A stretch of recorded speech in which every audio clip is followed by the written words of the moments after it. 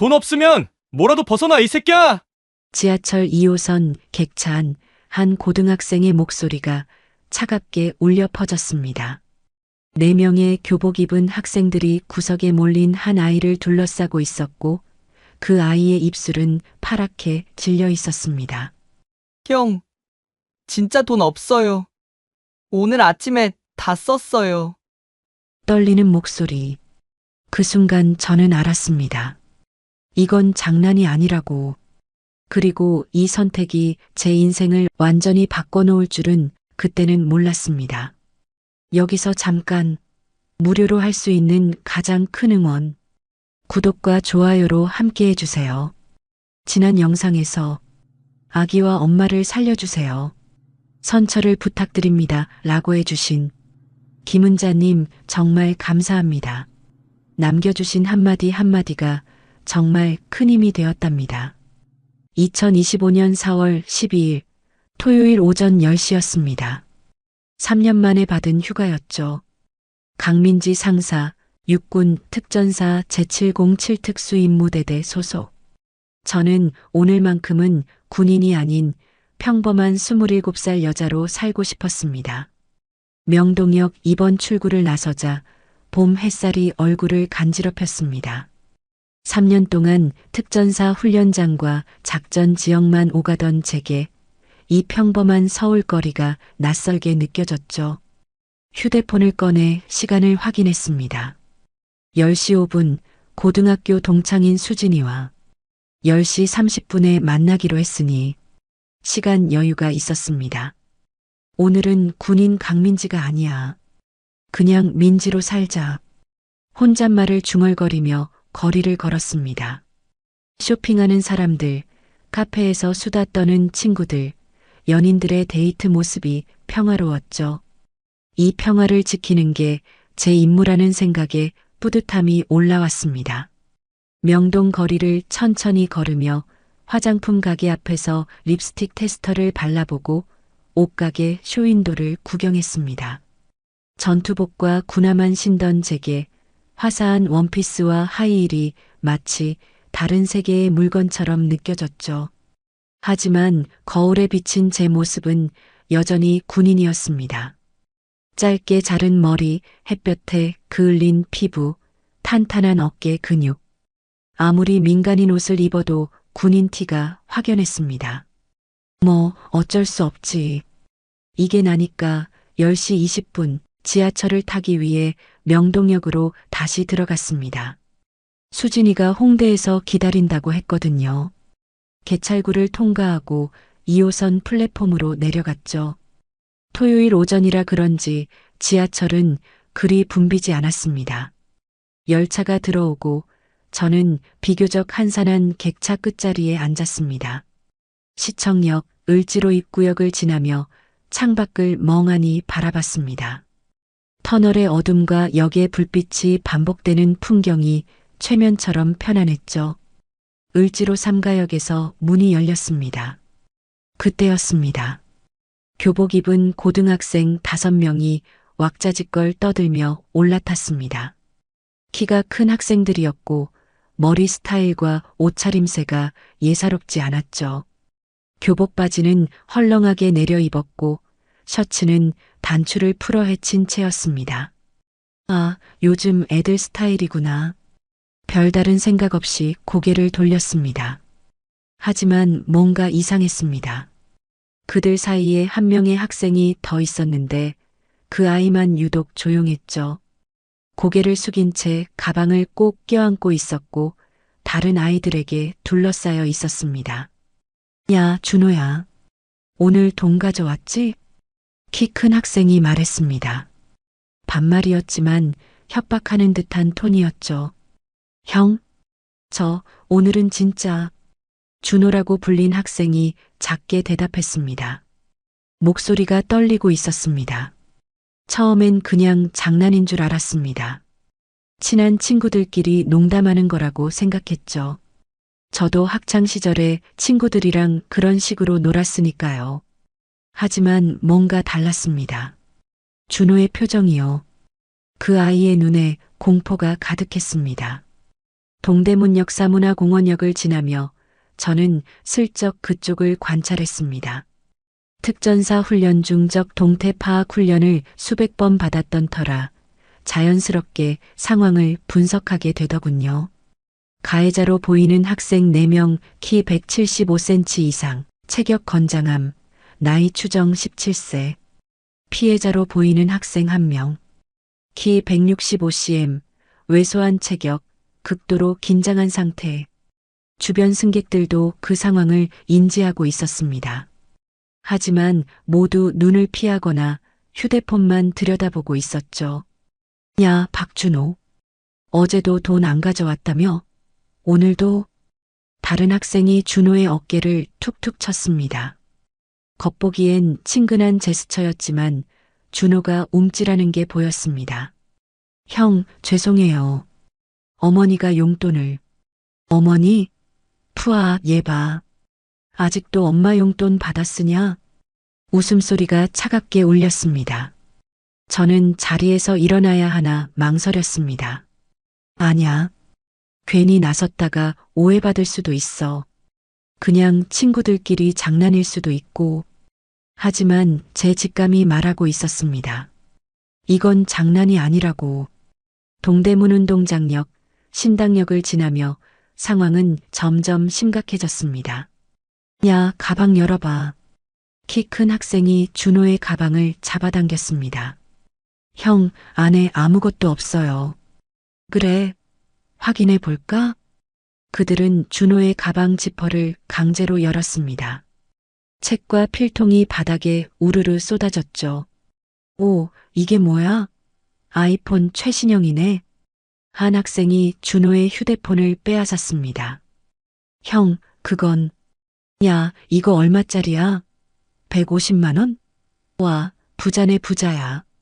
주변 승객들이 흘깃흘깃 쳐다봤지만 여전히 아무도 나서지 않았습니다. 저도 마찬가지였습니다. 민지야, 넌 휴가 중이야. 괜히 나서지 마.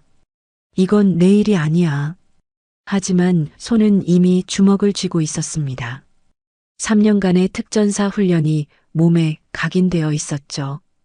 위험 상황 감지, 즉각 대응 준비. 상황 심리역을 지나며 상황은 더욱 악화됐습니다. 야, 준호야. 우리 잠깐 내릴까? 형, 저 집에 가야 해요. 누가 가라고 했어? 키 큰 학생이 준호의 팔을 잡았습니다. 강하게요. 그 순간 준호의 학생증이 바닥에 떨어졌습니다. 저는 반사적으로 그걸 주었습니다. 가까이 있었거든요. 학생증에는 준호의 사진과 이름이 적혀 있었습니다. 박준호, 고등학교 2학년. 그리고 학생증 뒷면에 작은 글씨로 이렇게 적혀 있었습니다. 엄마, 미안해요. 손으로 쓴 글씨였습니다. 떨리는 필체로요. 그 순간 제 가슴이 철렁 내려앉았습니다. 이건 장난이 아니야. 이 아이는 진짜 위험해. 한양대역이 다가오고 있었습니다. 자, 여기서 내리자. 준호야. 형? 제발.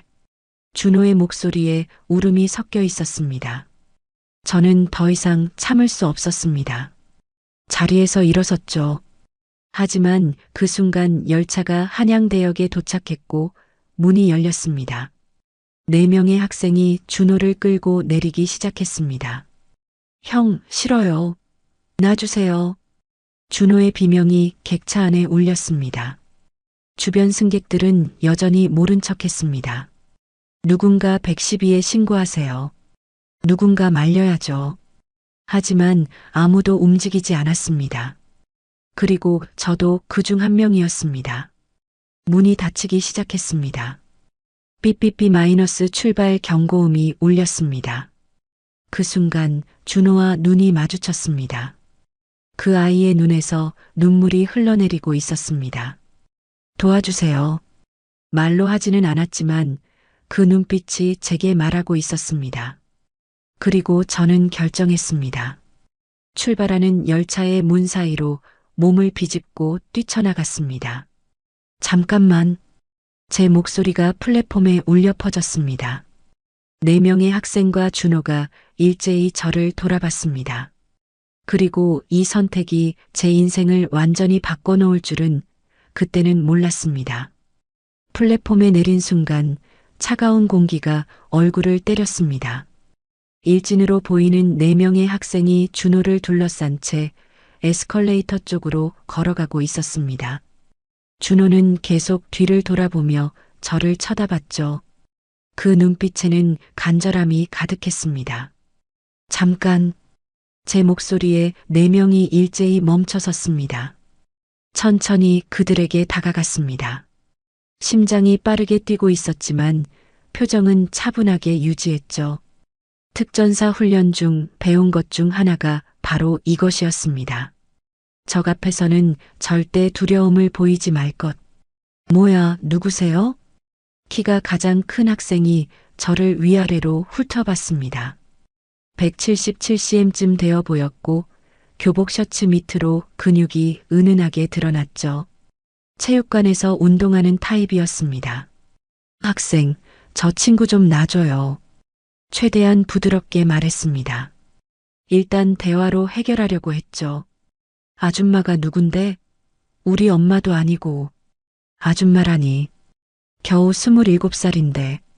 짜증이 올라왔지만 참았습니다.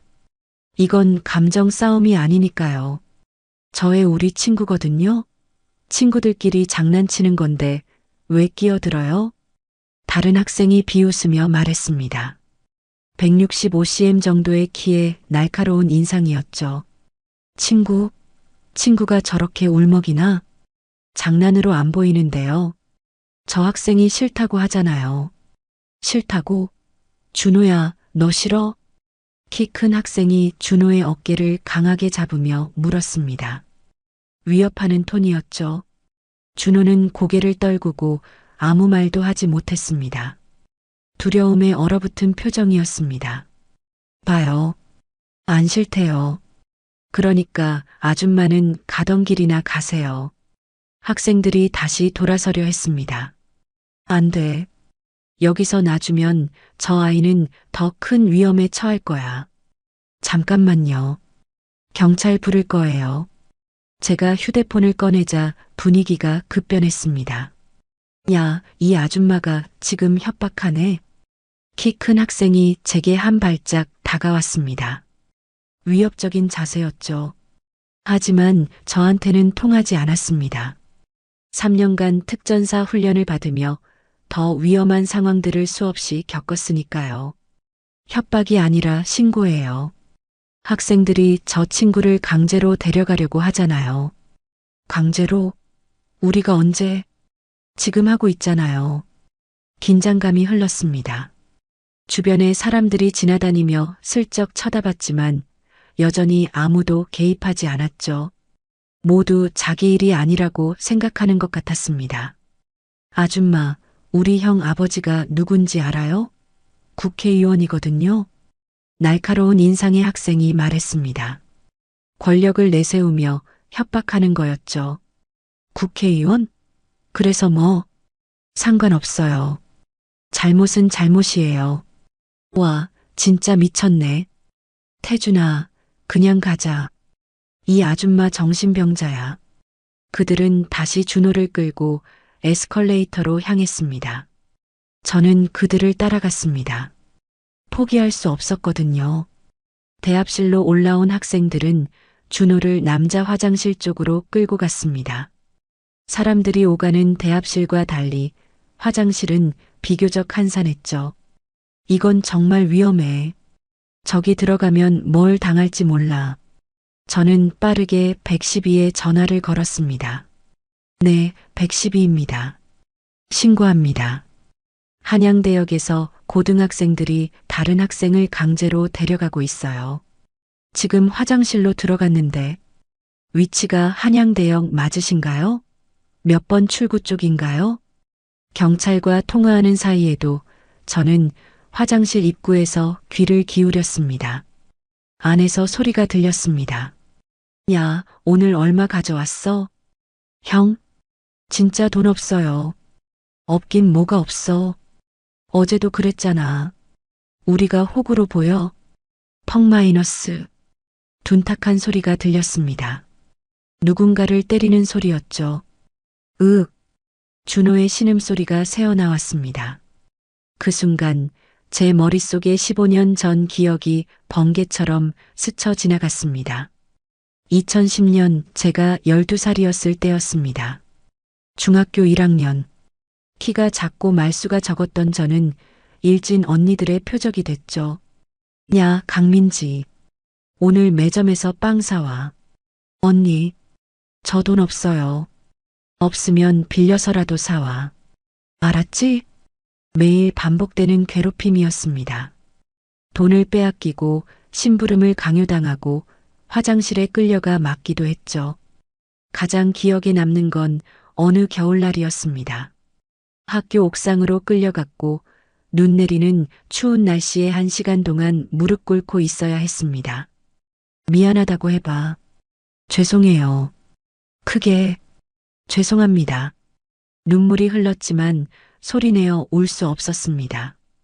울면 더 맞으니까요. 그때 저를 구해준 사람은 아무도 없었습니다. 선생님들도 친구들도 모두 모른 척했죠. 왜 아무도 도와주지 않았을까? 왜 나는 그렇게 약했을까?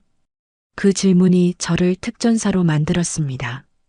다시는 약자가 되지 않겠다고, 그리고 약자를 지키는 사람이 되겠다고 맹세했죠. 펑 마이너스 펑 마이너스. 또다시 때리는 소리가 들렸습니다. 아파요. 그만해주세요. 준호의 비명이 화장실 안에서 울려 퍼졌습니다. 더 이상 참을 수 없었습니다. 경찰? 언제 올지 모른다. 지금 당장 저 아이를 구해야 해. 저는 112 상담원에게 말했습니다. 일단 빨리 와주세요. 저는 먼저 들어가 볼게요. 손님 위험하니까 기다리세요. 전화를 끊고 화장실 문을 열었습니다. 남자 화장실이었지만 신경 쓸 겨를이 없었습니다. 안으로 들어서자 충격적인 광경이 펼쳐졌습니다. 준호가 바닥에 쓰러져 있었고 4명의 학생이 그를 둘러싸고 있었습니다. 준호의 입술이 찢어져 피가 흐르고 있었죠. 야, 이 새끼 주머니 뒤져봐. 분명 돈 있을 거야. 한 학생이 준호의 교복 주머니를 뒤지고 있었습니다. 거기 뭐 하는 거예요? 제 목소리에 4명이 일제히 고개를 돌렸습니다. 뭐야, 이 아줌마 또 왔네. 여기 남자 화장실인데요? 여자가 왜 들어와요? 키 큰 학생, 이름이 태준이라고 불렸던 그가 저를 노려봤습니다. 경찰 불렀어요. 곧 올 거예요. 경찰? 하, 웃기네. 우리가 뭘 잘못했는데? 폭행이요. 저 학생 입에서 피 나잖아요. 폭행? 아니거든요. 준호야, 우리가 때렸어? 태준이 준호를 내려다보며 물었습니다. 위협적인 눈빛이었죠. 준호는 떨리는 목소리로 대답했습니다. 아, 아니에요. 제가 넘어진 거예요. 맞죠? 자기가 넘어진 거래요. 학생들이 비웃었습니다. 제 주먹이 저절로 쥐어졌습니다. 분노가 치밀어 올랐죠. 저렇게 겁에 질린 아이가 진실을 말할 수 있을 리 없잖아. 거짓말 시키지 마세요. 거짓말? 증거 있어요? CCTV 보면 다 나와요.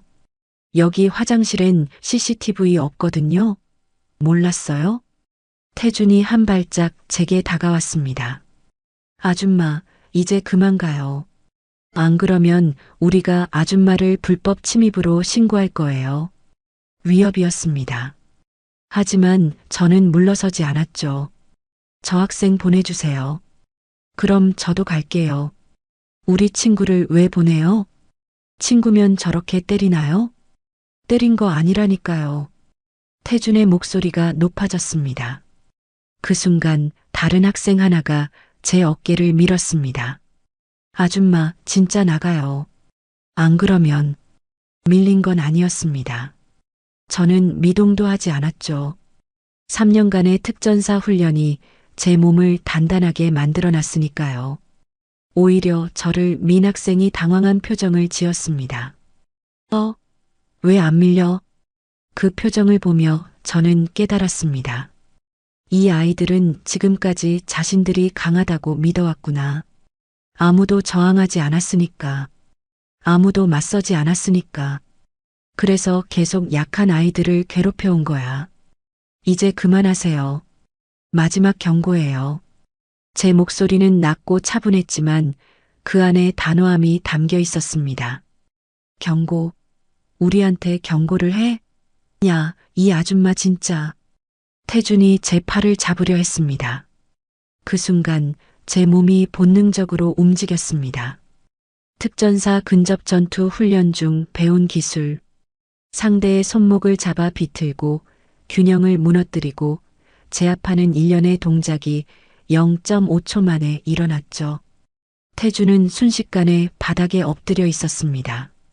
제가 그의 팔을 비틀어 잡고 있었고 그는 신음소리를 냈습니다. 아, 아파요. 형? 다른 3명의 학생이 놀란 표정으로 저를 쳐다봤습니다. 이제 그만할래요? 아니면 계속할래요? 제 목소리는 여전히 차분했습니다. 한 학생이 휴대폰을 꺼내 촬영하기 시작했습니다. 지금 폭행하는 거 다 찍고 있어요. 촬영? 좋아. 오히려 증거가 되겠네.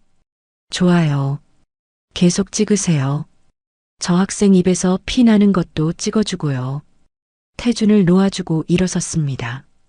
태준은 손목을 움켜쥐고 일어나 벽에 기댔죠. 이 아줌마. 진짜 죽여버릴 거야. 협박도 녹음되고 있어요. 조심하세요. 제 휴대폰 녹음 앱이 작동 중이었습니다. 준호가 여전히 바닥에 쓰러져 있었습니다. 저는 그에게 다가가 손을 내밀었죠. 일어날 수 있어요? 준호가 떨리는 손으로 제 손을 잡았습니다. 일으켜 세우자 그의 다리가 휘청거렸습니다. 너무 무서웠던 거죠. 괜찮아요. 이제 안전해요.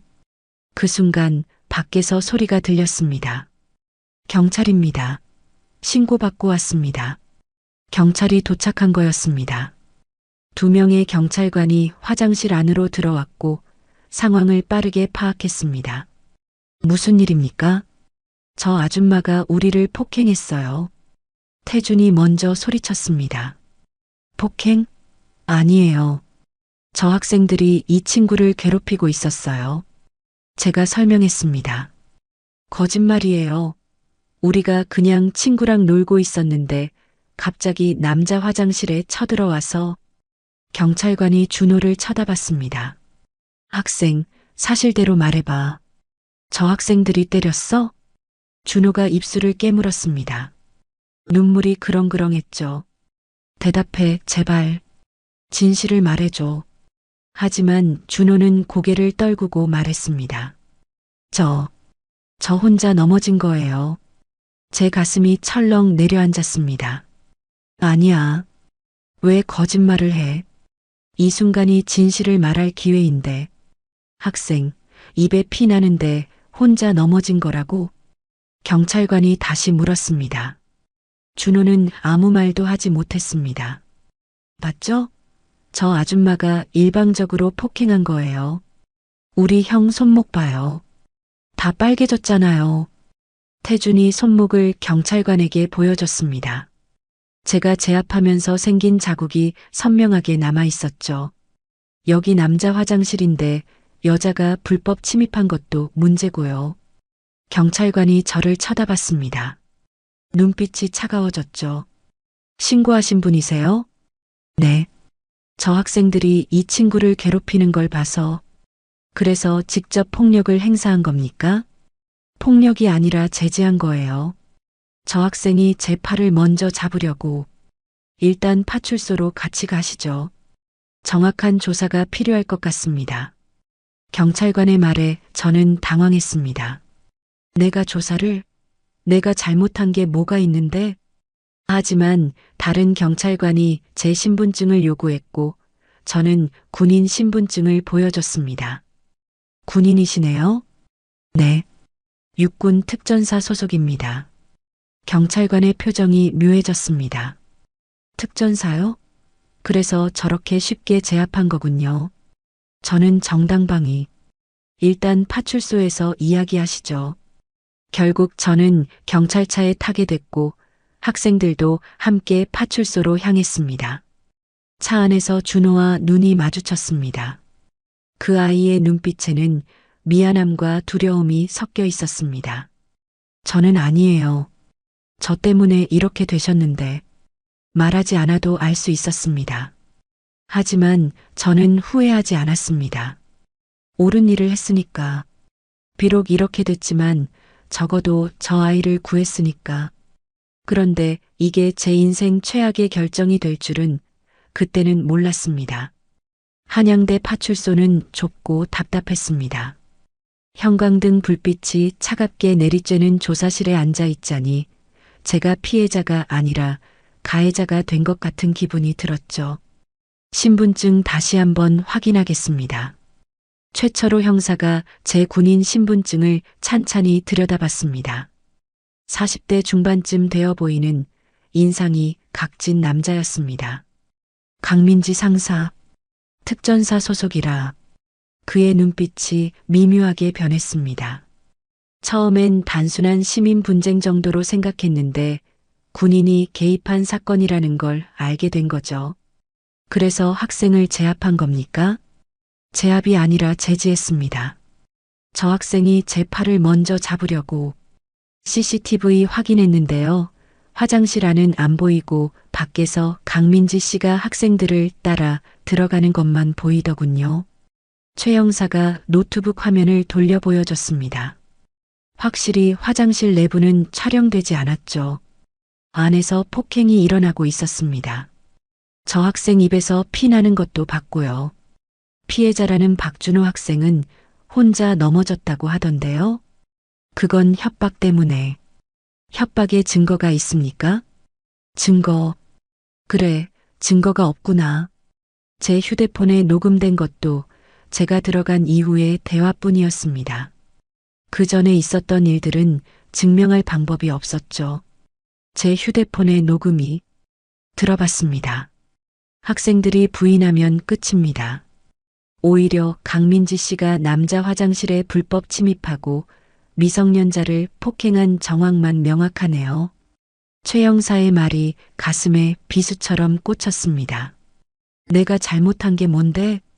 약한 아이를 구하려고 했을 뿐인데. 형사님, 저는 정말 강민지 씨 아무리 군인이라도 민간인에게 폭력을 행사하면 안 됩니다. 특히 미성년자에게요. 폭력이 아니라고요. 저 아이들이 먼저. 증거가 없으면 주장일 뿐입니다. 최 형사가 단호하게 말했습니다. 옆 조사실에서는 학생들이 조사를 받고 있었습니다. 문틈으로 그들의 목소리가 새어나왔죠. 진짜 무서웠어요. 갑자기 여자가 화장실에 쳐들어와서 우리 형을 바닥에 맺혀놓는 거예요. 손목 진짜 아파요. 병원 가야 될 것 같은데. 연기하고 있어. 저렇게 능숙하게 피해자 코스프레를 하다니. 제 주먹이 저도 모르게 쥐어졌습니다. 강민지 씨, 일단 학생들 부모님이 오고 있습니다. 합의를 보시는 게 좋을 겁니다. 합의요? 제가 왜? 고소당하면 군 생활에 문제 생길 텐데요. 최 형사의 말에 저는 입을 다물었습니다. 맞아. 군인이 민간인 폭행으로 고소당하면 징계는 물론이고 전역까지 갈 수도 있어. 30분쯤 지났을까요? 파출소 문이 벌컥 열리며 정장 차림의 남자들이 들어왔습니다. 우리 아들 어디 있어요? 가장 앞에 선 남자가 큰 소리로 외쳤습니다. 50대 중반쯤 되어 보이는 명품 시계를 찬 위압적인 인상이었죠. 이태준 학생 아버님이십니까? 그렇습니다.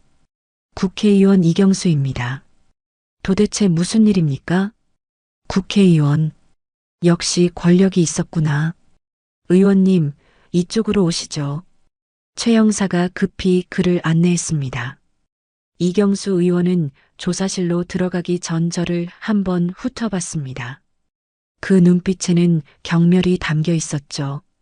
감히 내 아들한테 말하지 않아도 알 수 있었습니다.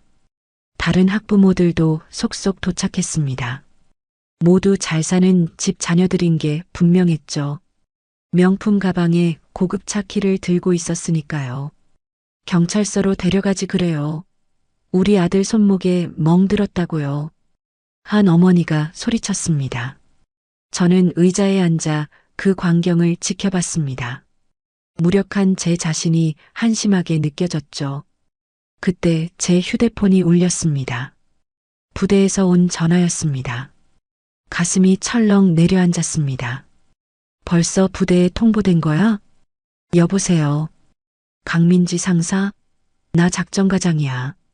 네, 과장님. 지금 무슨 일이야? 경찰서에서 연락 왔는데? 죄송합니다. 휴가 중에 학교 폭력 현장을 목격해서 개입했는데.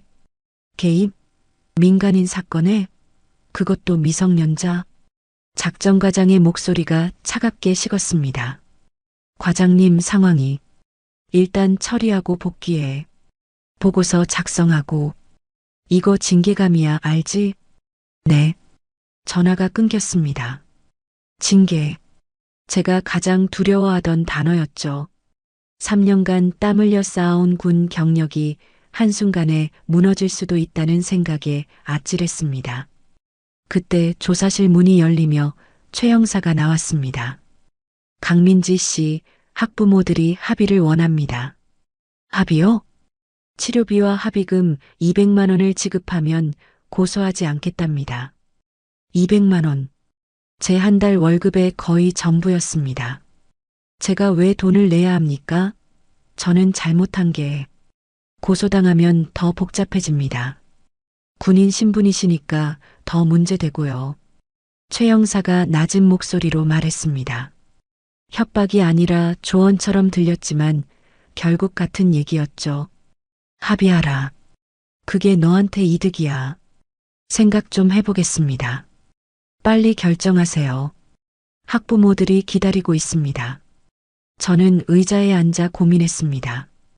200만 원을 내고 이 일을 끝낼 것인가? 아니면 끝까지 싸울 것인가? 그때 파출소 밖이 갑자기 소란스러워졌습니다. 기자님들, 여기서는 촬영 금지입니다. 국민의 알 권리가 있습니다. 진실을 보도해야죠. 기자들이 몰려온 거였습니다. 왜 갑자기? 최 형사가 황급히 밖으로 나갔고 저도 창문으로 밖을 내다봤습니다. 서너 명의 기자들이 카메라를 들고 파출소 앞에 진을 치고 있었죠. 지하철에서 학교 폭력을 막은 여성 군인이 오히려 고소당했다는데 사실입니까? 특전사 소속이라던데 확인해 주시죠. 기자들이 고함을 쳤습니다. 어떻게 알았지? 그때 제 휴대폰에 문자가 쏟아지기 시작했습니다.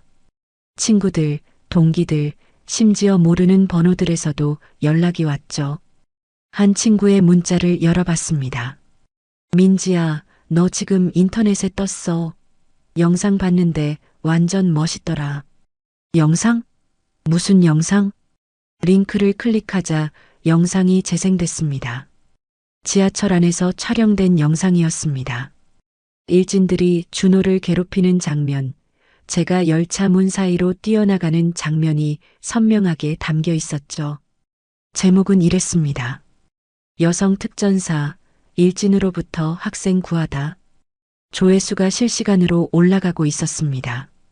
10만, 15만, 20만. 댓글도 폭주하고 있었죠. 와, 진짜 멋있다. 저런 언니 있었으면. 특전사 오진다 디귿디귿디귿 일진들 쫄았을 듯. 근데 저 언니 지금 경찰서에서 조사받는다던데? 어머, 왜? 영웅인데? 영상은 한양대역 플랫폼에서도 촬영됐고 제가 화장실로 들어가는 장면까지 담겨 있었습니다. 누군가 SNS에 올렸고 순식간에 퍼진 거였죠. 강민지 씨, 최 형사가 다시 들어왔습니다. 표정이 당황스러워 보였죠. 밖에 기자들이 알고 있습니다. 일단 학부모들이 더 흥분하고 있어요. 언론 플레이라고. 그 순간 조사실 문이 벌컥 열리며 이경수 의원이 나왔습니다. 이게 무슨 짓입니까? 언론 플레이로 우리 아들을 가해자로 만들려고? 저는 언론에 말한 적 없습니다. 거짓말 마세요. 아니면 어떻게 기자들이 와요? 의원이 제 앞까지 성큼성큼 걸어왔습니다. 협박하는 자세였죠. 우리 아들이 얼마나 충격받았는지 알아요? 여자한테 당했다고 학교에서 놀림받으면 어떡하게요? 그럼 다른 학생을 괴롭히지 말았어야죠. 제가 차분하게 말했습니다. 의원의 얼굴이 붉어졌습니다. 뭐라고? 지금 내 아들을 일진이라고 하는 거요? 영상 보셨죠? 지하철에서 무슨 짓을 했는지. 그건 친구들끼리 장난친 거고, 장난으로 입에서 피가 나나요? 의원이 말문이 막혔습니다. 그때 밖에서 취재진의 목소리가 더 커졌습니다. 국회의원 아들이 학교폭력 가해자라는 증언이 있는데요. 특전사 여성 군인을 고소한다는 게 사실입니까?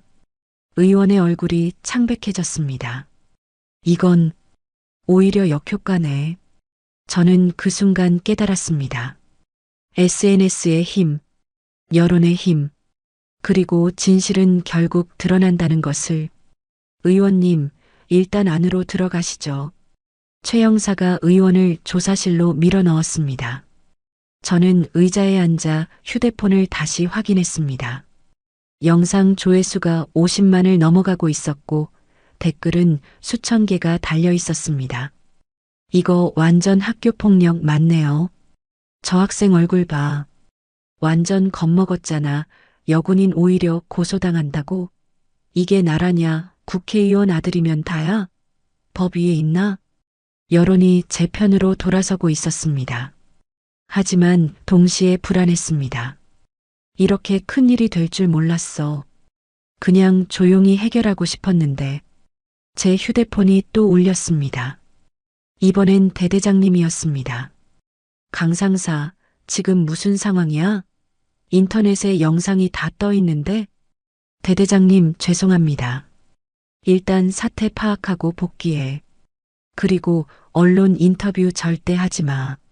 알았지? 네, 알겠습니다. 전화를 끊고 한숨을 쉬었습니다. 이제 돌이킬 수 없구나. 이 일은 계속 커질 거야. 파출소 밖 취재진은 점점 늘어나고 있었고 SNS에서는 실시간으로 이 사건이 화제가 되고 있었습니다. 그리고 저는 알지 못했습니다. 이게 시작일 뿐이라는 것을, 더 큰 폭풍이 몰려오고 있다는 것을. 파출소를 나온 건 밤 9시가 넘어서였습니다. 결국 합의는 결렬됐습니다.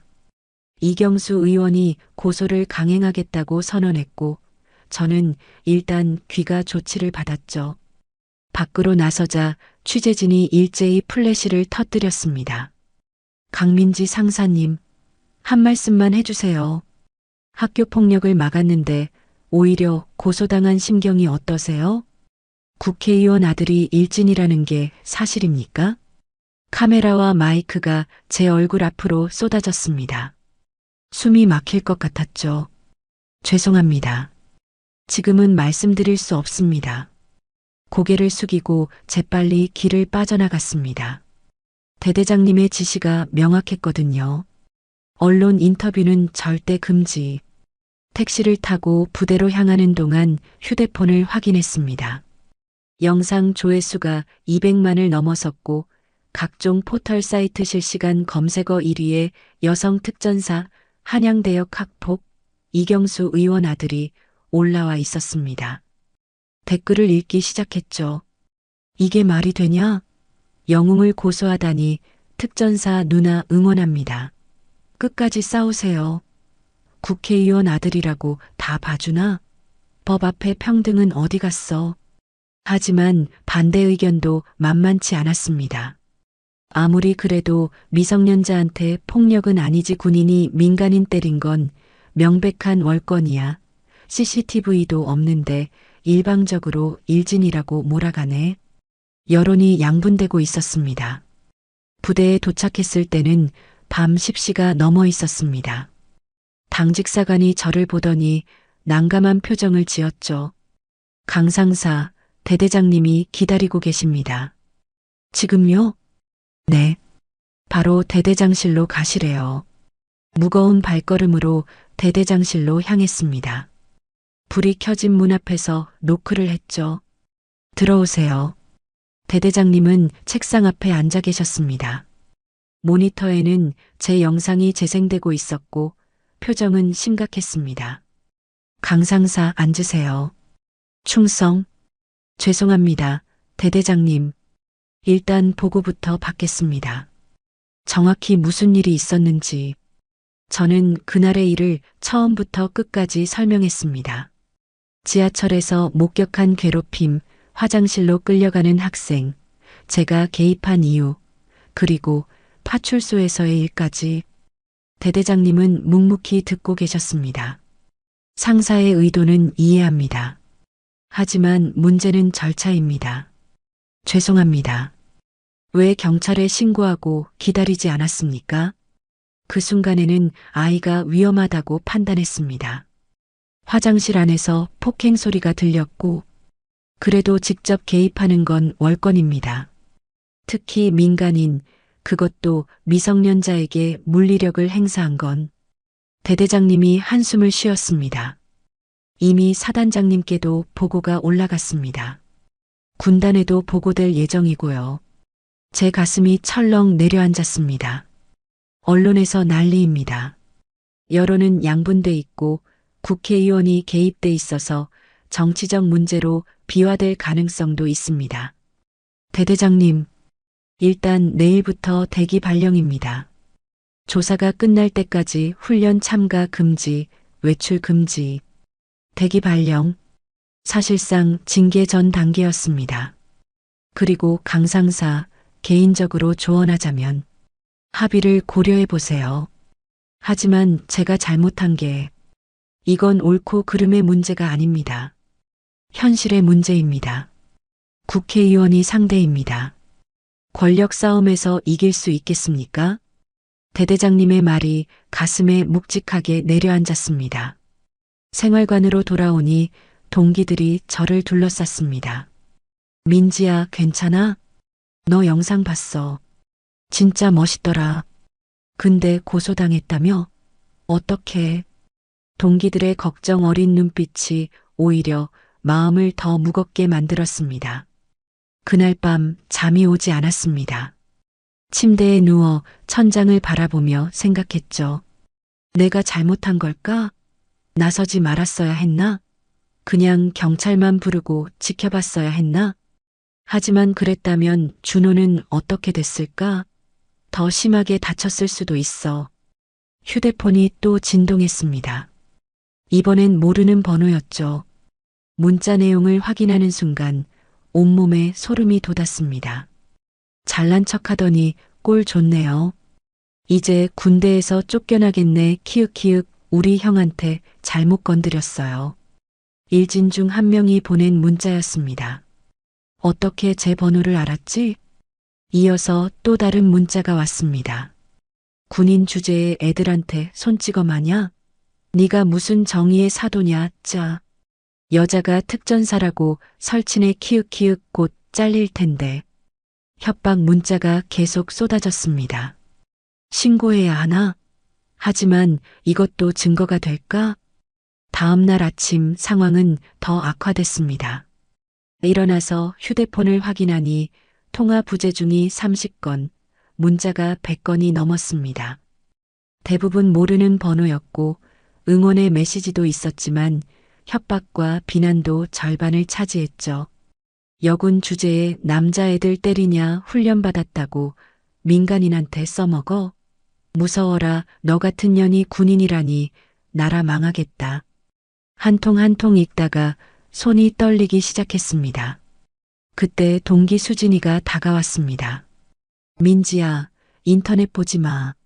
지금 악플러들이 난리야. 알아. 문자로도 오고 있어. 신고해야 돼. 이건 명백한 사이버 불링이야. 하지만 신고한들 달라질까? 오히려 피해자 코스프레 한다는 비난만 더 받을 것 같았습니다. 오전 10시 작전과장님이 저를 호출했습니다. 강 상사, 상황이 심각합니다. 이경수 의원 측에서 공식 기자회견을 연다고 합니다. 기자회견을요? 본인 아들이 피해자라는 입장을 밝히겠답니다. 그리고 과장님이 말을 멈췄습니다. 그리고요? 군에 공식 항해 서한을 보냈습니다. 특전사 대원의 과도한 폭력 사용에 대해 재발 방지 대책을 마련하라고. 제 다리에 힘이 풀렸습니다. 이건 개인의 문제가 아니라 군 전체의 문제가 되는 거네. 그리고 피해자 측 학부모들이 집단으로 고소장을 제출했습니다. 폭행, 명예훼손, 업무방해. 업무방해요? 당신이 학생들의 정상적인 귀가를 방해했다고 주장합니다. 말도 안 돼. 이게 말이 돼? 오후 2시 이경수 의원의 기자회견이 생중계됐습니다. 휴게실에 모인 대원들과 함께 TV를 지켜봤죠. 이경수 의원이 단상에 섰고 그 옆에는 아들 태준이 깁스를 한 채 서 있었습니다. 우리 아들이 이번 사건으로 큰 트라우마를 받았습니다. 손목 골절 진단을 받았고 심리적 충격으로 학교도 가지 못하고 있습니다. 골절? 제가 제압할 때 그 정도로 강하게 하지 않았는데 군인이라는 이유로 힘이 세다는 이유로 무고한 학생들에게 폭력을 행사한 것은 명백한 범죄입니다. 의원의 목소리는 단호했습니다. 저는 국회 국방위원회 소속 의원으로서 이번 사건을 철저히 조사할 것입니다. 군의 민간인 폭력을 결코 용납하지 않겠습니다. 카메라 플래시가 터졌고 기자들이 질문을 쏟아냈습니다. 의원님, 그런데 SNS 영상을 보면 학생들이 다른 학생을 괴롭히는 장면이 명확한데요? 그건 친구들끼리의 장난이었습니다. 과도하게 해석된 것입니다. 피해 학생 박준호 군은 입에서 피가 났던데요? 그건 본인이 넘어져서 다친 것으로 알고 있습니다. 기자회견을 지켜보던 동료들이 분노했습니다. 저게 말이 돼? 완전 거짓말이잖아. 권력으로 누르려는 거네. 진짜 더럽다. 하지만 저는 무력감만 느꼈습니다. 저 사람은 국회의원이야. 나는 그냥 말단 군인이고 이 싸움에서 내가 이길 수 있을까? 그때 제 휴대폰이 울렸습니다. 또 모르는 번호였죠. 받지 않으려다가 혹시 중요한 전화일 수도 있다는 생각에 받았습니다. 여보세요? 강민지 상사님이신가요? 여성의 목소리였습니다. 조심스럽고 떨리는 목소리였죠. 네, 그런데요. 저 박준호 어머니입니다. 순간 숨이 멎는 것 같았습니다. 준호의 어머니? 제가 연락드린 건 감사 인사를 드리고 싶어서요. 감사 인사요? 우리 준호를 구해주셔서 감사합니다. 상사님 아니었으면 저희 아이가 어떻게 됐을지.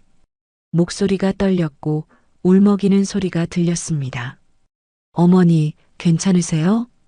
괜찮지 않습니다. 제 아이가 3개월 동안 저렇게 괴롭힘을 당하고 있었는데 저는 몰랐어요. 엄마가 몰랐어요. 준호 어머니가 흐느꼈습니다. 준호가 말해줬어요. 그날 정말 무서웠다고, 죽고 싶었다고. 근데 상사님이 나타나셨다고. 제 눈가가 뜨거워졌습니다. 어머니, 준호는 지금 괜찮나요? 아직도 무서워합니다. 밤에 악몽을 꾸고 학교도 못 가고 있어요. 상사님, 제가 도와드리고 싶습니다. 증언하고 싶어요. 우리 준호도 용기 내서 진실을 말하겠다고 했어요. 그 순간 희망이 보였습니다. 정말요? 하지만 위험하지 않을까요? 상대가 국회의원인데. 상관없습니다. 제 아이를 구해주신 분을 이대로 둘 수 없어요. 준호 어머니의 목소리는 단호했습니다. 그리고 상사님, 한 가지 더 말씀드릴 게 있습니다. 네, 제가 교육부에서 일합니다. 교육부? 교육부 장관 이현숙입니다. 제 심장이 빠르게 뛰기 시작했습니다. 교육부 장관과 연결고리가 있다고? 어머니, 정말 괜찮으시겠어요? 혹시라도 괜찮습니다.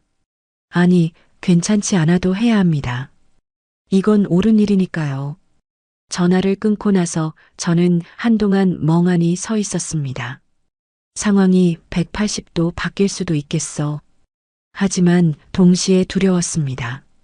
이제 국회의원 대 교육부 장관의 싸움이 되는 건가? 나는 그 사이에 낀 말단 군인이고, 그날 저녁 SNS에는 새로운 글이 올라왔습니다. 박준호 학생 어머니 측 여성 특전사 편에서 증언하겠다. 댓글이 폭발했습니다. 오반전인의 피해자가 직접 나서다니 이제 진실이 밝혀지겠구만. 하지만 반대편 공격도 거세졌습니다. 돈 받고 거짓 증언하는 거 아니냐? 피해자 코스프레 오진다. 여론의 전쟁이 시작됐습니다. 그리고 저는 그 한가운데 서 있었습니다. 3일이 지났습니다. 그 3일 동안 저는 생활관에 갇혀 지냈습니다. 대기 발령 상태라 훈련에도 참가할 수 없었고 외출도 금지됐죠. 동료들은 훈련장으로 나가고 저만 덩그러니 남겨진 생활관은 너무 고요했습니다. 휴대폰만 들여다보는 나날이었습니다. SNS에서는 여전히 제 이야기가 뜨겁게 논쟁거리였고 댓글 전쟁은 멈출 줄 몰랐죠. 그런데 4일째 되는 날 아침 상황이 급변했습니다. 강상사 긴급 소집입니다. 대대장실로 당직사관이 급히 달려와 소리쳤습니다. 뭐지? 또 무슨 일이야? 대대장실에 들어서자 예상치 못한 사람들이 앉아 있었습니다. 대대장님, 작전과장님, 그리고 정장을 입은 중년 여성 한 분과 준호, 그리고 준호 어머니였습니다. 강상사 앉으세요. 소개하겠습니다. 이분이 교육부 이현숙 장관님이십니다. 제 심장이 쿵쾅거렸습니다. 교육부 장관이 직접 부대까지 온 거였습니다. 이현숙 장관은 온화하면서도 단호한 인상이었습니다. 50대 초반쯤 되어 보였고 눈빛에는 결연한 의지가 담겨 있었죠. 강민지 상사님 만나서 반갑습니다. 장관이 먼저 악수를 청했습니다. 감사합니다, 장관님. 제 아들을 구해주셔서 정말 감사합니다. 준호를 쳐다봤습니다. 준호는 고개를 숙인 채 제 눈을 마주치지 못하고 있었죠. 준호가 제 아들입니다. 그리고 이번 일로 상사님이 공경에 처하셨다는 걸 알게 됐습니다. 이현숙 장관의 목소리는 차분했지만 그 안에 분노가 숨어 있었습니다. 장관님, 제가 이렇게 늦게 알게 된 건 제 불찰입니다. 준호가 3개월 동안 괴롭힘을 당하고 있었는데 엄마인 제가 몰랐어요. 장관의 목소리가 떨렸습니다. 일 때문에 바빴다는 게 핑계가 될 수 없죠. 제 아이가 매일 학교에서 지옥 같은 시간을 보내는데 준호가 장관의 손을 잡았습니다. 두 사람 모두 눈가가 붉었죠. 하지만 이제는 달라질 겁니다. 상사님 덕분에 진실을 알게 됐고 이제 제대로 대응하겠습니다. 장관이 가방에서 서류 뭉치를 꺼냈습니다. 이건 준호가 3개월 동안 받은 카카오톡 메시지 내역입니다. 모두 백업해뒀습니다. 서류를 넘겨보는데 손이 떨렸습니다. 야, 박준호 내일 10만 원 가져와. 안 가져오면 또 맞을 줄 알아. 씹새끼 대답 안 해? 죽고 싶어? 네 여동생 학교 어디더라? 키읔키읔. 협박, 욕설, 금품 갈취. 수백 건의 메시지가 그대로 남아 있었습니다. 그리고 이건 준호 계좌 내역입니다. 3개월 동안 총 350만 원이 인출됐습니다. 모두 저 학생들에게 뜯긴 돈입니다. 제 입술이 마르는 것 같았습니다. 350만 원. 고등학생이 3개월 동안. 준호야, 상사님께 말씀드려. 준호 어머니가 아들을 독려했습니다. 준호가 천천히 고개를 들었습니다. 눈가가 빨갛게 부어 있었죠. 상사님, 죄송해요. 준호야, 내가 왜 미안해? 제가 경찰서에서 진실을 말하지 못해서 상사님이 고소당하신 건 다 제 잘못이에요. 준호의 목소리가 떨렸고 눈물이 주르륵 흘러내렸습니다. 무서웠어요. 태준이 형이 만약 진실을 말하면 제 동생을 해치겠다고. 그래서 제가 먼저 준호의 손을 잡았습니다. 괜찮아, 준호야. 내 잘못이 아니야. 하지만 상사님이 이제 진실을 말할 용기를 낸 거잖아. 그걸로 충분해. 준호가 와락 울음을 터뜨렸습니다. 얼마나 무서웠을까, 얼마나 외로웠을까. 이연숙 장관이 입을 열었습니다. 대대장님, 제가 직접 국방부와 조율하겠습니다. 강민지 상사의 징계 절차는 즉시 중단돼야 합니다. 감사합니다, 장관님. 그리고 오늘 오후 2시에 기자회견을 열겠습니다. 진실을 밝히는 자리가 될 겁니다. 대대장님이 고개를 끄덕였습니다. 강상사, 장관님 기자회견에 동석하시겠습니까? 제가요? 당연하죠. 주인공이 빠질 수 없습니다. 장관이 단호하게 말했습니다. 오후 2시 교육부 브리핑룸은 기자들로 가득 찼습니다. 저는 정복을 단정히 입고 장관 옆에 서 있었습니다. 준호와 준호 어머니도 함께였죠. 카메라 플래시가 정신없이 터졌고 기자들의 웅성거림이 방 안을 가득 채웠습니다. 지금부터 학교폭력 관련 긴급 브리핑을 시작하겠습니다. 이연숙 장관이 단상에 섰습니다. 먼저 밝힐 것이 있습니다. 한양대역 사건의 피해자 박준호 학생은 제 아들입니다. 브리핑룸이 술렁였습니다. 3일 전 제 아들이 지하철에서 집단 괴롭힘을 당하고 있었습니다. 그 순간 강민지 상사님이 나타나 아들을 구해주셨습니다. 장관의 목소리는 떨렸지만 단호했습니다. 그런데 그 용감한 행동이 오히려 범죄로 몰렸습니다. 가해자들은 자신들이 피해자라고 주장했고 심지어 고소까지 했습니다. 하지만 진실은 다릅니다. 여기 증거가 있습니다. 스크린에 카카오톡 메시지들이 떴습니다. 협박, 욕설, 금품 갈취 내용이 적나라하게 공개됐죠. 기자들이 숨을 죽였습니다. 제 아들은 3개월 동안 지옥 같은 시간을 보냈습니다. 매일 돈을 뜯겼고 폭행당했고 협박받았습니다. 그리고 그날 더 심한 폭행을 당할 뻔했습니다. 만약 강민지 상사님이 아니었다면 장관의 목소리가 잠시 끊겼습니다. 제 아들은 지금 여기 없었을지도 모릅니다. 준호 어머니가 눈물을 닦았습니다. 저는 교육부 장관으로서 그리고 한 아이의 어머니로서 말씀드립니다. 강민지 상사는 영웅입니다. 범죄자가 아닙니다. 박수가 터져 나왔습니다.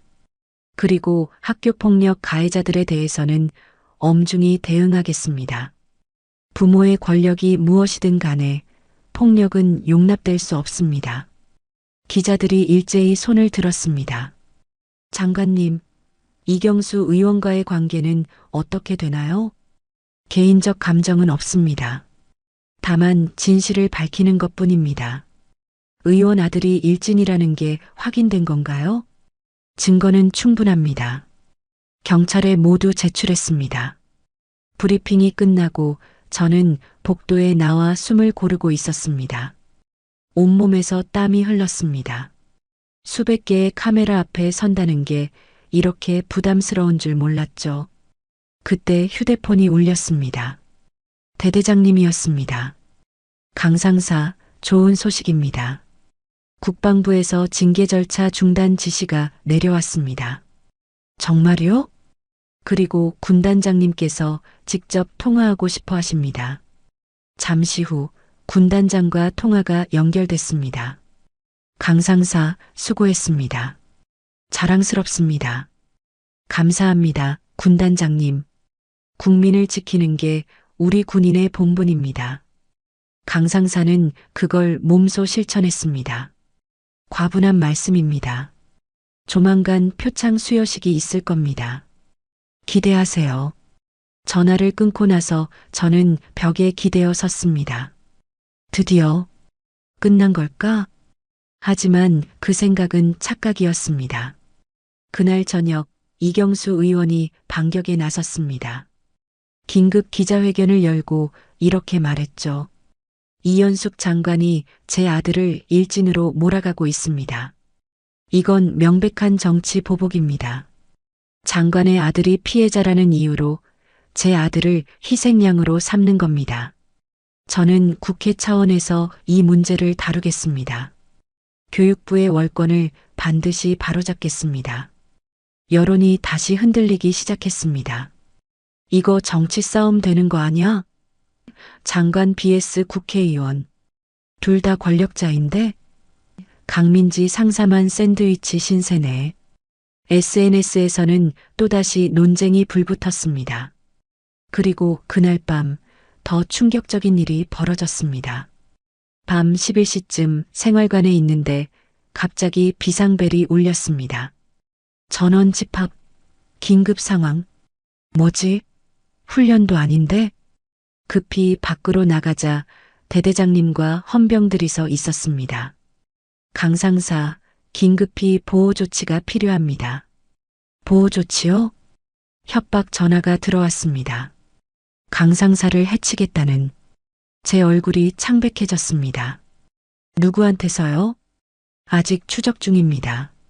하지만 심각한 수준입니다. 일단 격리 보호합니다. 저는 그날 밤부터 별도의 숙소로 옮겨졌습니다. 24시간 경호를 받는 신세가 됐죠. 창문으로 밖을 내다보며 생각했습니다. 이게 정말 끝날까? 아니면 더 큰 폭풍이 오는 걸까? 휴대폰에 또 문자가 왔습니다. 잘난 척 하더니 이제 숨어 지내네. 키읔키읔. 내가 우리 인생 망쳤으니까 너도 대가 치러야지. 조심해라. 곧 만나게 될 거야. 협박 문자가 계속 쏟아졌습니다. 신고했지만 발신자를 추적할 수 없었습니다. 대포폰이었거든요. 이제 뭘 믿어야 하지? 경찰? 법? 정해? 그날 밤 잠들지 못하고 천장만 바라봤습니다. 이건 전환점이 맞았습니다. 하지만 좋은 쪽으로만 흐르지 않았죠. 희망과 절망이 동시에 찾아왔고 저는 그 한가운데서 흔들리고 있었습니다. 그리고 가장 어두운 순간이 아직 오지 않았다는 것을 그때는 몰랐습니다. 일주일이 지났습니다. 그 일주일은 제 인생에서 가장 길고 어두운 시간이었습니다. 이현숙 장관의 기자회견 이후 저는 영웅이 될 줄 알았습니다. 하지만 현실은 달랐죠. 이경수 의원이 본격적으로 반격에 나섰고 그의 권력은 생각보다 훨씬 강력했습니다. 강민지 상사 국회 국방위원회에서 출석 요구가 왔습니다. 작전과장님이 서류를 건네며 말했습니다.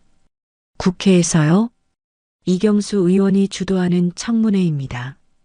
군의 과도한 민간인 개입에 대한 조사라는 명목이죠. 청문회. TV에서만 보던 그 자리에 제가 서게 된 겁니다. 대대장님, 저는 어떻게 해야? 솔직하게 말하면 됩니다. 진실은 강하니까요. 하지만 대대장님의 눈빛은 자신 없어 보였습니다. 그날 오후 더 나쁜 소식이 들려왔습니다. 민지야, 인터넷 봤어? 동기 수진이가 급히 달려왔습니다. 무슨 일인데? 너. 조작된 영상이 퍼지고 있어. 수진이가 휴대폰을 보여줬습니다. 화면에는 제가 태준을 제압하는 장면이 재생되고 있었습니다. 하지만 편집돼 있었죠. 제가 일방적으로 폭력을 행사하는 것처럼 보이게 만든 영상이었습니다. 이건 편집한 거잖아. 앞뒤 맥락을 다 잘라냈어. 맞아. 근데 이게 지금 엄청 퍼지고 있어. 조회수가 벌써 100만이 넘었어. 댓글을 확인했습니다. 역시 폭력 군인이네 절해놓고 정당방위라고? 웃기네. 여자가 저렇게 힘이 세면 무서운데 군인이 민간인한테 저러면 안 되는 거 아니야? 여론이 다시 저를 향해 돌을 던지고 있었습니다. 누가 이런 짓을? 의원 측에서 한 것 같아. 전문가가 편집한 거래. 그날 저녁 SNS는 완전히 뒤집혔습니다. 강민지 폭행 영상 논란이 실시간 검색어 1위에 올랐고 편집된 영상은 각종 커뮤니티에 퍼져나갔죠. 응원하던 사람들조차 흔들리기 시작했습니다. 근데 영상 보니까 좀 심한 것 같긴 하네. 정당방위 치고는 과한 거 아니야? 군인이 저 정도로 해도 되는 건가? 밤 10시 부대 회의실에 소집됐습니다. 대대장님뿐만 아니라 사단장님까지 오셨습니다. 강 상사 앉으세요. 사단장님의 표정이 심각했습니다. 상황이 좋지 않습니다. 국방부에서 압박이 들어오고 있습니다. 압박이요? 국회 국방위원회에서 이 사건을 군 전체의 문제로 확대하고 있습니다. 특전사의 과도한 훈련, 민간인에 대한 위협. 말도 안 돼. 이건 제 개인 문제였는데. 그리고 강 상사, 솔직하게 물어보겠습니다. 합의할 의향은 없습니까? 합의요? 하지만 저는 잘못한 게 알고 있습니다. 하지만 이건 이제 개인의 문제가 아닙니다. 부대 전체, 특전사 전체가 여론의 공격을 받고 있습니다. 사단장님의 말에 가슴이 먹먹해졌습니다. 제 때문에 부대가 책임을 물으려는 게 아닙니다. 하지만 현실적으로 생각해야 합니다. 합의하고 조용히 마무리하는 게 모두에게 좋지 않을까요? 대대장님이 끼어들었습니다.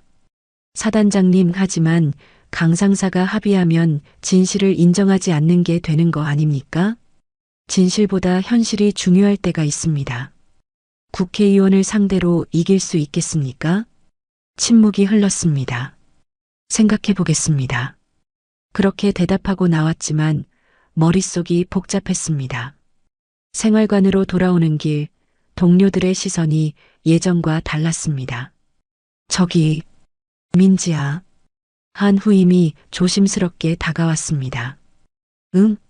우리 다음 주에 중요한 훈련 있잖아. 근데 내일 때문에 취소될지도 모른대. 뭐? 사단장님이 특전사 이미지 관리 때문에 대회 훈련을 중단할지도 모른다고. 제 탓에 동료들의 훈련까지 영향을 받는다니. 미안해. 내가. 아니야, 내 잘못은 아닌데. 그냥 좀 부담스럽다. 후임이 어색하게 웃으며 돌아갔습니다. 그날 밤 잠들지 못하고 휴대폰만 들여다봤습니다. 협박 문자는 계속 들어왔고 악플은 끝이 없었습니다. 그때 이현숙 장관에게서 전화가 왔습니다. 강 상사님, 괜찮으세요? 네, 괜찮습니다. 거짓말이었습니다. 괜찮지 않았죠. 편집된 영상 때문에 고생이시죠. 저희도 법적 대응을 준비 중입니다. 장관님, 혹시 제가 합의하는 게 나을까요?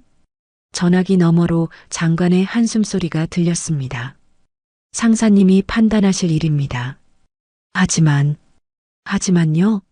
합의하시면 우리 준호도 다시 숨어야 합니다. 가해자들은 다시 학교로 돌아가겠죠. 맞아. 이건 나만의 문제가 아니야. 그리고 상사님, 한 가지 더 말씀드릴 게 있습니다. 내일 준호가 학교에 복귀하기로 했습니다. 학교에요? 위험하지 않나요? 준호가 원했습니다. 더 이상 도망치고 싶지 않다고. 상사님처럼 용감해지고 싶다고. 제 눈가가 뜨거워졌습니다. 다음 날 아침 더 충격적인 소식이 들려왔습니다. 민지야, 큰일 났어. 수진이가 급히 달려왔습니다. 준호가 학교에서 공격당했대. 뭐라고? 수진이가 보여준 기사를 읽는 순간 머리가 하얘졌습니다. 학폭 피해자 주장 학생, 등교 첫날 집단 폭행당해. 준호가 학교 화장실에서 다른 학생들에게 보복 폭행을 당한 겁니다. 일진들 친구들이 한 거래. 준호 병원에 실려갔어. 제 손이 떨렸습니다. 내 때문이야. 내가 나서서 이렇게 된 거야. 급히 병원으로 향했습니다. 외출 허가도 받지 않고 뛰쳐나갔죠. 병원 응급실에는 이연숙 장관과 준호 어머니가 있었습니다. 장관님, 준호는 다행히 큰 부상은 없습니다. 하지만 장관의 얼굴이 창백했습니다. 준호가 너무 무서워하고 있어요. 다시는 학교 못 가겠다고. 병실로 들어가자 준호가 침대에 누워 있었습니다. 얼굴에 멍이 들어 있었고 눈은 퉁퉁 부어 있었죠. 준호야. 준호가 저를 보더니 고개를 돌렸습니다. 상사님, 죄송해요. 내가 왜 미안해, 준호야. 제가 학교에 가려고 해서 상사님이 더 힘들어지신 거예요. 준호의 목소리가 떨렸습니다. 뉴스 봤어요. 사람들이 상사님을 나쁘게 말하는 거 다 저 때문이에요. 아니야, 준호야. 내 잘못이 전부 제 잘못이에요. 제가 약해서 제가 당하고만 있어서. 준호가 울음을 터뜨렸습니다. 저도 눈물이 났습니다. 어쩌다 이렇게 됐을까? 병원을 나오는데 기자들이 몰려들었습니다. 강 상사님, 피해 학생이 또 폭행당했는데 책임감 느끼시나요? 합의하실 계획은 없으신가요? 특전사에서 전역 압박받고 있다는데 사실인가요? 카메라 플래시가 눈을 찔렀습니다. 부대로 돌아오자마자 작전과장실로 호출됐습니다. 강 상사, 무단 외출했죠? 죄송합니다. 하지만 준호가 이유는 묻지 않겠습니다. 하지만 이건 추가 징계 사유입니다. 그리고 강 상사 국방부에서 결정이 내려왔습니다. 제 심장이 빠르게 뛰기 시작했습니다. 명예 전역 권고입니다. 명예 전역. 사실상 쫓겨나는 거였습니다. 2주 내로 결정하세요. 스스로 나가든지 아니면 징계를 받고 강제로 나가든지. 과장님, 저는 정말 국방부의 결정입니다. 제가 어떻게 할 수 없어요. 과장님도 힘들어 보였습니다. 생활관으로 돌아와 침대에 누웠습니다. 3년간 땀 흘려 쌓아온 군 경력이 무너지고 있었습니다. 휴대폰에 문자가 왔습니다. 이경수 의원 측 변호사였습니다. 합의 최종 제안합니다. 500만 원 공개 사과 군 전역. 이 조건이면 모든 고소 취하하겠습니다. 48시간 내로 답변 바랍니다. 500만 원 공개 사과 그리고 전역. 제 모든 것을 포기하라는 얘기였습니다. 동료들도 이제 저를 피했습니다. 복도에서 마주치면 어색하게 인사하고 빠르게 지나갔죠. 부담스럽다는 게 느껴졌습니다. 제 존재 자체가. 저녁 식사 시간 혼자 구석에 앉아 밥을 먹는데 옆 테이블에서 수군거리는 소리가 들렸습니다. 강상사 때문에 우리까지 피해보는 거 아냐? 그러게. 괜히 나서서. 이해는 되는데 부대까지 이렇게 되니까. 숟가락을 놓았습니다. 더 이상 먹을 수가 없었죠. 그날 밤 창문 밖을 바라보며 생각했습니다. 내가 뭘 잘못했지? 약한 아이를 구한 게 잘못인가? 하지만 현실은 제 편이 아니었습니다. 권력은 강했고 진실은 힘이 없었습니다. 휴대폰에 또 문자가 왔습니다. 48시간 중 24시간 지났습니다. 빨리 결정하세요. 의원 측 변호사였습니다. 저는 무릎을 끌어안고 앉았습니다. 어둠 속에서 혼자서 아무도 도와줄 수 없는 상황에서 이게 끝인가? 옳은 일을 했는데 왜 나만 무너지지? 눈물이 흘러내렸습니다. 처음으로 그날의 선택을 후회하기 시작했습니다. 48시간이 지났습니다. 합의 제안의 마감 시간이었죠. 하지만 저는 답을 하지 않았습니다. 아니, 할 수 없었습니다. 항복하면 모든 게 끝난다는 걸 알았습니다. 하지만 동시에 항복하지 않으면 파멸한다는 것도 알았죠. 그날 아침 국회로 향하는 차 안에서 손이 떨렸습니다. 오늘이 청문회 날이었습니다. 국회 국방위원회가 저를 부른 거죠. 강 상사, 긴장하지 마세요. 진실만 말하면 됩니다. 대대장님이 옆에서 말했습니다.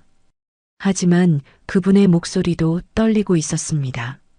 국회의사당은 거대했습니다. TV로만 보던 그곳에 제가 서게 될 줄은 몰랐죠.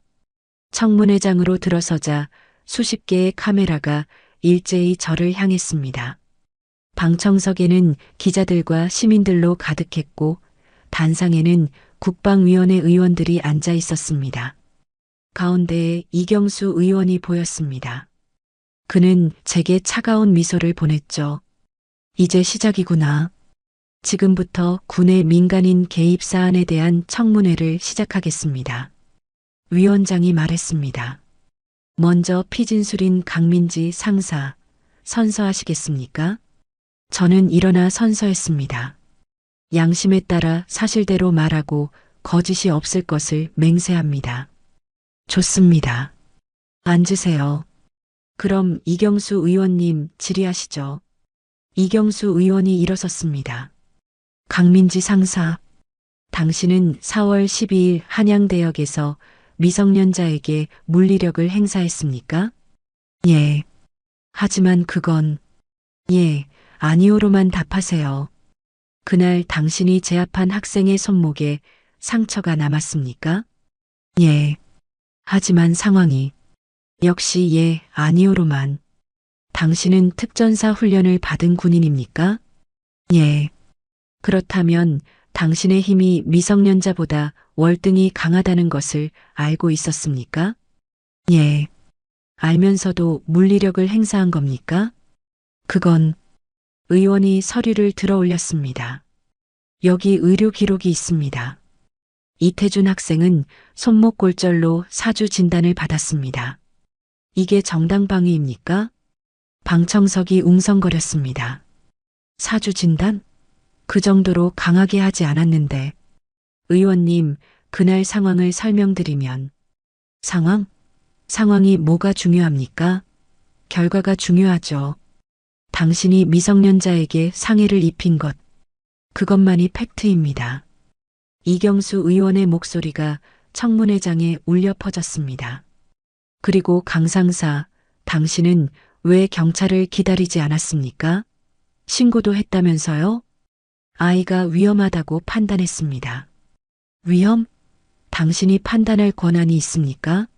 당신은 경찰도 아니고 의사도 아닙니다. 그저 휴가 중인 군인일 뿐이죠. 하지만 제 눈앞에서 당신의 주관적 판단이 법보다 우선합니까? 말문이 막혔습니다. 이건 재판이 아니라 린치네. 위원장님, 이건 공정하지 않습니다. 피진수린에게 답변 기회를. 제 변호를 맡은 군 법무관이 항의했습니다. 조용히 하세요. 질의 시간입니다. 이경수 의원이 계속 공격했습니다. 강 상사, 당신 때문에 제 아들이 학교에서 일진으로 낙인 찍혔습니다. 친구들에게 놀림받고 SNS에서 신상이 털렸습니다. 이건 명백한 명예훼손입니다. 하지만 증거, 조작된 카카오톡 내용 말입니까? 그건 누구든 만들 수 있습니다. 조작? 말도 안 돼. 그때 방청석에서 누군가 일어났습니다. 이현숙 장관이었습니다. 의원님, 그건 거짓말입니다. 장관님, 지금은 방청석에서 발언할 시간이 아닙니다. 위원장이 제지했습니다. 하지만 저 의원이 거짓 증언을 하고 있습니다. 장관님, 퇴장 조치하겠습니다. 경호원들이 장관에게 다가갔습니다. 이게 정의인가? 권력이 진실을 짓밟는 게 정의인가? 저는 주먹을 쥐었습니다. 그때였습니다. 청문회장 뒤쪽 문이 벌컥 열렸습니다. 잠깐만요.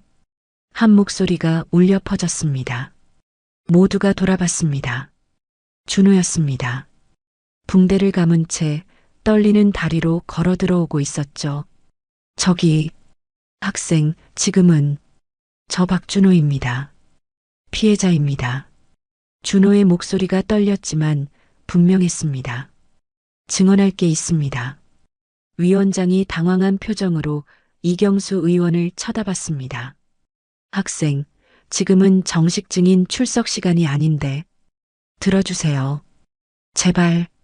준호가 단상 앞까지 걸어왔습니다. 저는 3개월 동안 저 의원님 아들한테 괴롭힘을 당했습니다. 학생, 지금 무슨 소리를? 이경수 의원이 벌떡 일어났습니다. 매일 돈을 뜯겼습니다. 350만 원이요. 여기 계좌 내역 있습니다. 준호가 서류를 꺼냈습니다. 그리고 맞았습니다. 여기 제 몸에 아직도 멍 자국 있습니다. 준호가 셔츠를 걷어 올렸습니다. 온몸에 멍과 상처 자국이 가득했습니다. 방청석에서 비명소리가 들렸습니다. 학생, 그건 다른 데서. 아닙니다. 이태준이가 한 겁니다. 그리고 이 문자 내역도 있습니다. 준호가 휴대폰을 어울렸습니다. 제가 직접 받은 협박 문자들입니다. 전부 다요. 위원장이 준호에게 다가가 휴대폰을 받았습니다. 스크린에 문자 내역이 떴습니다. 돈 안 가져오면 죽는다. 네 여동생 건드릴 거야. 말 안 들으면 학교에서 못 다녀. 수백 건의 협박 문자였습니다. 청문회장이 술렁였습니다. 그리고 그날 화장실에서 있었던 일도 말씀드리겠습니다. 준호의 목소리가 떨렸지만 멈추지 않았습니다. 저는 혼자 넘어진 게 아닙니다. 이태준이가 저를 밀어서 벽에 머리를 부딪혔습니다. 그건 장관이 자식을 시켜서. 아닙니다. 준호가 소리쳤습니다. 제 엄마는 몰랐어요. 저도 말 못했어요. 무서웠으니까요. 준호의 눈에서 눈물이 흘러내렸습니다. 근데 강민지 상사님이 나타나셨어요. 절 구해주셨어요. 만약 상사님이 안 계셨으면 저 죽었을 거예요. 정말로. 준호가 주저앉으며 울었습니다. 청문회장이 완전히 조용해졌습니다. 그때 또 다른 문이 열렸습니다. 이번엔 여러 명의 학생들이 들어왔습니다. 저희도 증언하러 왔습니다. 맨 앞에 학생이 말했습니다. 저희도 이태준한테 괴롭힘 당했습니다. 1년 넘게요. 저는 2학년 때부터. 저도. 학생들이 줄지어 증언했습니다. 이경수 의원의 얼굴이 창백해졌습니다. 이건 조작입니다. 교육부가 우리 아들을 모함하려고. 의원님, 위원장이 차가운 목소리로 말했습니다. 이 학생들도 다 조작입니까? 계좌 내역도, 문자도, 의료 기록도 전부 조작입니까? 그리고 의원님, 한 가지 더 확인할 게 있습니다. 위원장이 서류를 들어 올렸습니다. 아드님의 손목 골절 진단서 말입니다. 여기 의료진 의견서를 보면 위원장이 서류를 읽었습니다. 골절은 사실이나 외부 충격보다는 기존 골밀도 약화가 원인일 가능성이 높음. 스테로이드 장기 복용 흔적 발견. 뭐라고? 아드님이 운동을 위해 불법 약물을 복용한 것 같은데요? 청문회장이 다시 술렁였습니다. 이경수 의원이 말문이 막혔습니다. 그리고 의원님, 다른 위원이 일어났습니다. 저는 여당 소속이지만 이번 청문회는 공정하지 못했다고 생각합니다. 강민지 상사는 시민을 구했습니다. 그게 범죄입니까? 오히려 의원님 아들의 학교 폭력을 덮으려는 게 아닙니까? 여러 의원들이 고개를 끄덕였습니다. 분위기가 완전히 역전됐습니다. 위원장이 망치를 두드렸습니다. 이경수 의원님, 추가 조사가 필요할 것 같습니다. 오늘 청문회는 여기서 중단하고 안 됩니다. 이경수 의원이 소리쳤습니다. 이건 정치 보복입니다. 교육부 장관이 저를 제거하려고. 의원님, 위원장이 차갑게 말했습니다. 지금 카메라가 다 찍고 있습니다. 진정하세요. 그 순간 청문회장 문이 또 열렸습니다. 경찰이 들어왔습니다. 이태준 군 학교폭력 및 공갈 혐의로 조사 협조 부탁드립니다. 방청석에 있던 태준이 경찰에게 연행됐습니다. 아빠, 아빠. 태준이 소리쳤지만 이경수 의원은 그저 주저앉아 있었습니다. 청문회는 그렇게 끝났습니다. 밖으로 나오자 기자들이 몰려들었습니다. 강 상사님, 소감 한 말씀. 진실이 밝혀진 기분이 어떠세요? 하지만 저는 아무 말도 할 수 없었습니다. 다리에 힘이 풀려 그 자리에 주저앉았죠. 끝났어. 드디어 끝났어. 준호가 제게 달려왔습니다. 상사님, 감사합니다. 정말 준호를 안아줬습니다. 내가 용기 낸 거야, 준호야. 내가 진짜 영웅이야. 그날 저녁 SNS는 완전히 뒤집혔습니다. 국회의원 아들 학폭 가해자 확정 여성 특전사. 결국 무죄 청문회 역전 드라마. 댓글도 변했습니다. 강민지 상사님 정말 대단하다. 진짜 영웅이 따로 없네. 처음부터 믿었다. 하지만 저는 알고 있었습니다. 이게 끝이 아니라는 것을. 진정한 이야기는 이제 시작이라는 것을. 청문회가 끝난 지 일주일이 지났습니다. 그동안 많은 일이 있었습니다. 이경수 의원은 국회에서 징계를 받았고 아들 태준과 다른 가해자들은 경찰 조사를 받았죠. 저는 영웅이 됐습니다. 각종 언론에서 인터뷰 요청이 쏟아졌고 SNS에서는 저를 향한 찬사가 끝이 없었습니다. 강상사, 청와대에서 연락 왔습니다. 대통령 표창 수여식이 다음 주래요. 작전과장님이 웃으며 말했습니다. 대통령 표창? 군인으로서 최고의 영예였죠. 하지만 이상하게도 마음이 무겁기만 했습니다. 그날 오후 이현숙 장관의 요청으로 만남이 있었습니다. 교육부 장관실. 고급스러운 인테리어와 넓은 창문이 인상적이었죠. 강 상사님 앉으세요. 차 한잔 하시죠. 장관이 직접 차를 따라주었습니다. 장관님, 이렇게 시간 내주셔서 감사합니다. 제가 더 감사하죠. 우리 준호를 구해주셨잖아요. 준호는 어떻게 지내나요? 장관의 표정이 어두워졌습니다. 그게 아직 학교에 못 가고 있어요. 네. 청문회 때 용기를 냈지만 여전히 무서워합니다. 밤에 악몽을 꾸고 외출도 거의 못해요. 제 가슴이 무거워졌습니다. 제가 구한 게 아니었네요. 무슨 말씀을. 준호의 몸은 구했지만 마음은 아직도 갇혀 있잖아요. 진정한 구조는 아니었던 거죠. 장관이 제 손을 잡았습니다. 상사님, 그렇게 생각하지 마세요. 상사님이 아니었다면 준호는 계속 고통받았을 거예요. 하지만 구조는 한 번에 끝나는 게 아닙니다. 긴 여정이죠. 그리고 상사님이 그 시작을 만들어 주셨어요. 장관의 말이 위로가 됐지만 여전히 무언가 부족한 기분이었습니다. 며칠 후 예상치 못한 소식을 들었습니다. 민지야, 이거 봤어? 동기 수진이가 기사를 보여줬습니다. 이태준 학생, 가정폭력 피해자로 밝혀져. 기사를 읽는 순간 충격을 받았습니다. 태준의 아버지 이경수 의원이 집에서 아들을 상습적으로 폭행했다는 내용이었습니다. 경찰 조사 중에 드러났대. 태준이가 학교에서 폭력적이었던 이유가 집에서 맞고 자랐기 때문이래. 제 손이 떨렸습니다. 그 아이도 피해자였던 거야? 그리고 다른 일진 애들도 대부분 가정 문제가 있었대.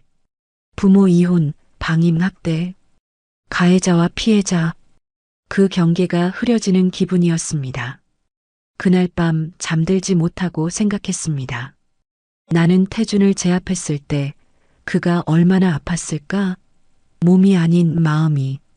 집에서 맞고 자란 아이가 학교에서 다른 아이를 때렸고 나는 그 아이를 또 물리력으로 제압했다. 이게 진짜 해결책이었을까? 일주일 후 청와대 영빈관에서 표창 수여식이 열렸습니다. 대통령이 직접 제 가슴에 훈장을 달아주었습니다. 강민지 상사, 대한민국의 자랑입니다. 감사합니다, 대통령님. 카메라 플래시가 터졌고 박수 소리가 울려 퍼졌습니다. 하지만 제 마음 한구석은 여전히 공허했습니다. 수여식이 끝나고 밖으로 나왔을 때 누군가 저를 기다리고 있었습니다. 준호였습니다. 상사님, 준호야, 어떻게 여기까지?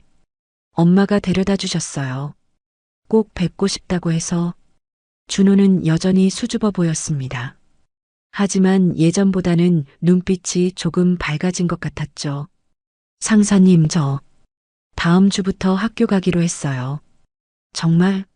준호야, 대단한데? 무서워요. 아직도. 근데 계속 도망칠 수는 없잖아요. 준호가 주머니에서 무언가를 꺼냈습니다. 작은 열쇠고리였습니다. 거기에는 용기라는 글자가 새겨져 있었죠. 이거 제가 만들었어요. 상사님처럼 용기 있는 사람이 되고 싶어서. 제 눈가가 뜨거워졌습니다. 준호야, 너 이미 충분히 용기 있어. 아니에요. 전 아직 청문회에서 증언한 거. 그게 진짜 용기야. 나는 그냥 힘으로 해결한 거고. 준호가 고개를 갸웃했습니다. 힘으로요? 응.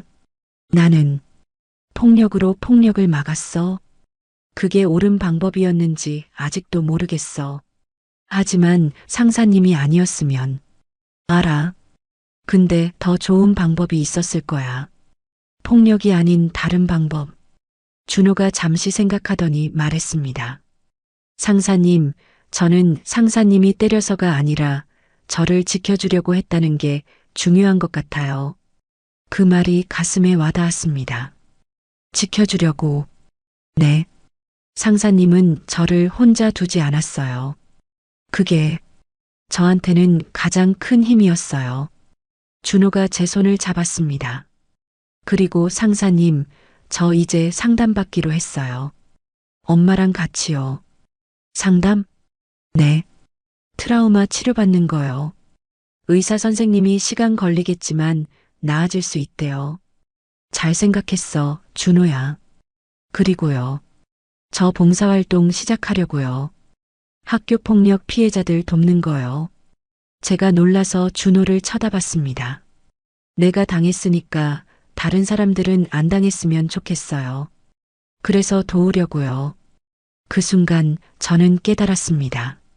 진정한 강함이 무엇인지, 진정한 용기가 무엇인지. 그날 저녁 부대로 돌아와 일기를 썼습니다. 나는 특전사다. 3년간 훈련받았고 강한 군인이 됐다. 하지만 강함이 전부가 아니었다. 준호를 구한 그날 나는 폭력으로 폭력을 막았다. 그것이 유일한 방법이라고 생각했다. 하지만 지금 생각해보면 진짜 중요한 건 그 이후였다. 계속 관심을 갖는 것, 지켜보는 것, 함께하는 것. 구조는 한 번의 행동이 아니라 긴 여정이다. 태준이도 피해자였다. 그 아이의 폭력 뒤에는 아픔이 있었다. 나는 그걸 보지 못했다. 힘으로만 문제를 해결하려 했다. 하지만 앞으로는 다르게 할 것이다. 진정한 강함은 상처를 이해하고 함께 치유하는 것이다. 한 달 후 특별한 날이 왔습니다. 제가 주도하는 군인 멘토링 프로그램의 첫 모임 날이었습니다. 학교 폭력 피해 청소년들과 군인들이 1대1로 매칭돼서 정기적으로 만나는 프로그램이었죠. 첫 번째 멘티는 준호였습니다. 카페에서 준호를 만났습니다. 이제 학교에 다시 다니고 있었고 표정도 많이 밝아져 있었죠. 상사님, 저 이번에 반장 됐어요. 정말 대단한데. 애들이 저보고 용감하대요. 청문회 나가서 증언한 거 잘했어, 준호야. 준호가 조심스럽게 물었습니다. 상사님, 그날 일 후회하세요? 한참을 생각했습니다. 후회 하지는 않아.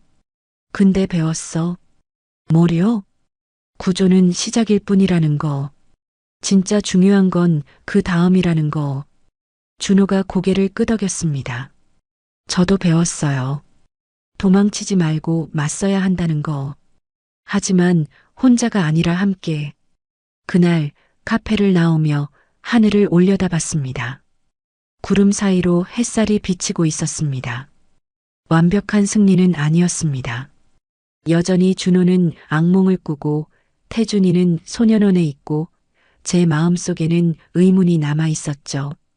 하지만 이제 알았습니다. 세상은 흑백이 아니라는 것.